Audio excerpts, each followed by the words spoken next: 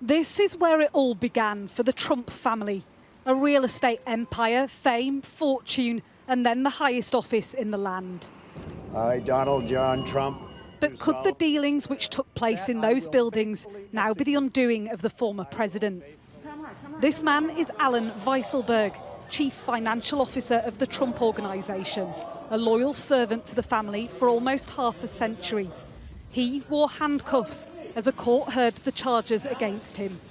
A scheme to defraud, conspiracy and tax avoidance on $1.7 million of income. Allegations more serious than anyone expected. The Trump Organization says they're politically motivated. This case should have never been brought. It is a political prosecution. Political prosecutions where people are targeted criminally because the prosecutors disagree with their political beliefs happen in corrupt countries. It does not happen in America. Trump remains coy about his ambitions going forward. He's been visiting the border wall this week, already positioning himself for a potential presidential run in 2024.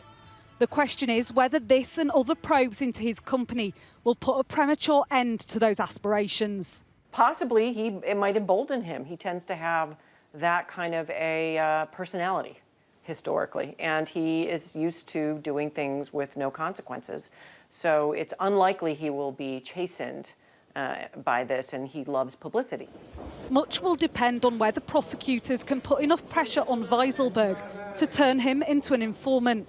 Donald Trump himself hasn't been charged in this instance, but it remains extraordinary that the company of a man who was in the White House less than 6 months ago is being pursued in this way. The former president said in a statement the charges are a political witch hunt and dividing our country like never before. But for a man who has survived 2 impeachments, he may view this as just another inconvenience. Martha Kelner, Sky News, Washington, D.C.